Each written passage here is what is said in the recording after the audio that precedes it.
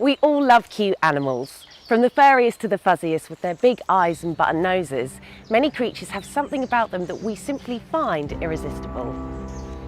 Today we're here in Cornwall at Newquay Zoo, filming some of their most lovable residents. I'm Stitfall, and over the course of this series, we will be delving into the science of cute, taking a look at some of the world's most adorable species.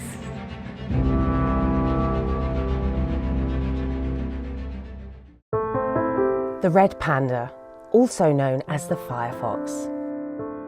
Native to the mountain ranges of Nepal, China, India and Myanmar, they live deep within the high altitude forests and are very rarely seen. But when they are spotted, they are simply adorable.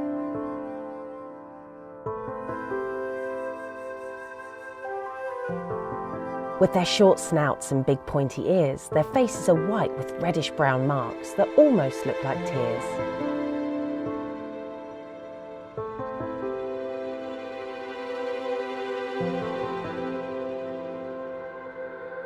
Living most of their lives in the treetops, their soft fur is incredibly warm. A thick undercoat covered in long bristly guard hairs makes the red panda well insulated and is perfectly at home in the cold mountain air. And when they sleep, they use their large bushy tails to wrap around their bodies, keeping them snug throughout the night. You would think that their striking reddish-orange coat would make them stand out, but within their environment, the fir trees are covered in a type of white lichen and reddish-brown moss. So their fantastic coloration, in fact, makes them perfectly camouflaged. Being a crepuscular animal, they are mostly active at dusk and dawn.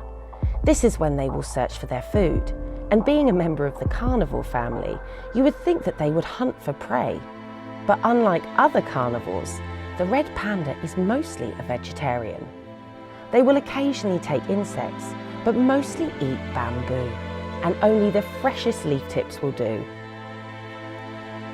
Undoubtedly, these furry little firefoxes are up there as one of the cutest animals on the planet.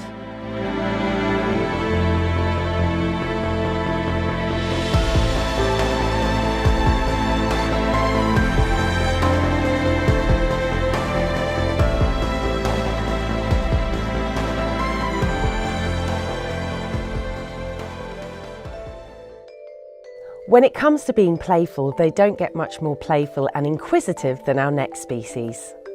The meerkat. Known for their large eyes with dark patches, small pointy face and bushy coat, they are super cute. But their lovable appearance actually helps them survive in their environment, being specially adapted to the harsh deserts of Africa. Their dark eye patches help reduce glare from the African sun. So when on the lookout for predators, these dark patches actually help the meerkats see better and therefore stay safe. In the group, one meerkat will always have the role as sentry. This is when one group member will stand on their hind legs, using their tail as a prop and act as a lookout. If there is any sign of danger, the sentry will call out a warning bark. Then the rest of the group can dash to the safety of their burrows. Then, once the coast is clear, they can get back to scampering in the sun. Meerkats live in groups of around 20 individuals, but groups can be up to 50 strong, and they depend on each other and constantly communicate. They also rely on each other for company, and have even been found to cuddle each other, particularly on cool nights. These curious creatures will entertain themselves with just about anything, and when it comes to being a meerkat, spending time together grooming, playing and foraging is just all part of a day's work.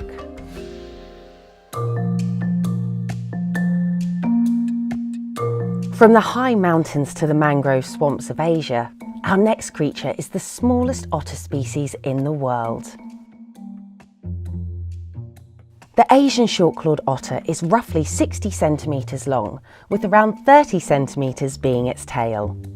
These tiny otters spend around half their time on land and the other half in water, where they search for their food using their long, super sensitive whiskers to help them navigate in the murky river networks. A diet of crustaceans and molluscs, as well as the occasional insect and amphibian, keep them full of energy, and they have bags of personality. They are highly sociable, living in family groups of up to 12 to 15 individuals, and will often be seen playing with one another, but also with rocks. No one is completely sure why they do this behaviour, but when they find a rock they like, they will almost juggle with it whilst they lay on their backs, and won't let the rock go until they become more interested in another play opportunity, suggesting they are not only cute, but also very intelligent. They have excellent fur consisting of a densely packed warm undercoat with super water resistant long guard hairs on top. Their thick fur layer beneath is perfectly adapted for their semi-aquatic lifestyle. Otters will spend a lot of time grooming themselves, as this looks after the fur, but also ensures that air becomes trapped, which is why they can spend a lot of time in the water without getting cold. All in all, these playful, furry and beloved animals are not only adorable, but also highly skilled for their environment.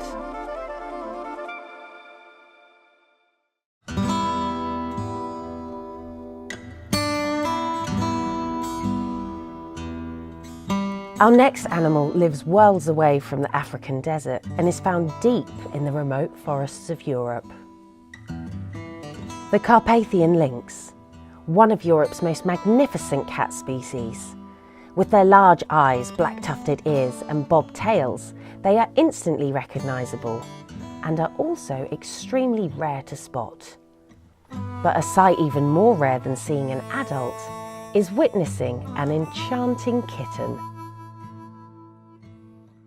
The adorable babies will be born in a den, which their mother will line with grasses, feathers and fur to keep the kitten nice and warm. They are first born blind and completely helpless, relying on their mothers for milk, protection and warmth. After around 6 weeks, they will start to venture out of the den into the big outside world. They find everything interesting and appear to play non-stop. But this play is very important for a young kitten, as it is starting to learn the basics of how to stalk their prey. Whilst they are near the den site, they have bundles of energy and will take every opportunity to practice their hunting techniques, even if it is on their mothers. They will stay with their mothers until they are fully weaned. Then, at around 10 months old, they will leave the comfort of where they were born and head off into the woods to find their own territory and start their adult life. These little balls of fluff will grow up into being top predators in their environment. But when it comes to being cute, this little kitten certainly had to make the list.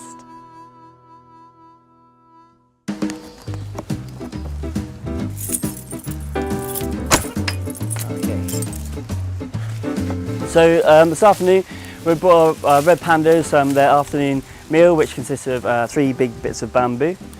So hopefully they'll come down. Being a captive animal, you can pick and choose when you come to feed because no one's going to take it off you, but fingers crossed they'll come down and say hello. You're welcome to put some bamboo up, get involved.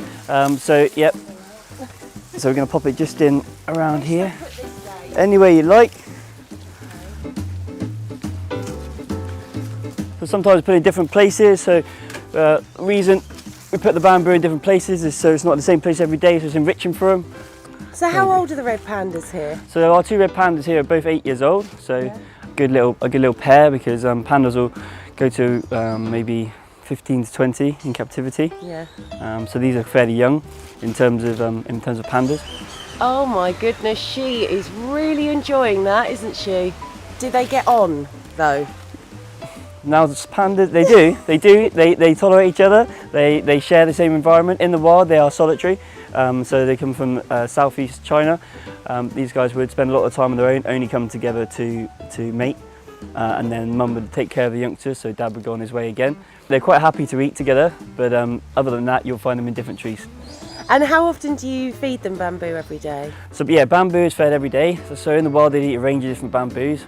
Being a captive animal, you get a little bit pampered and you start to get a bit picky. And so unfortunately Jermaine here only likes one type of bamboo, which is the small leaf bamboo. And so this is why we only give them small leaf bamboo.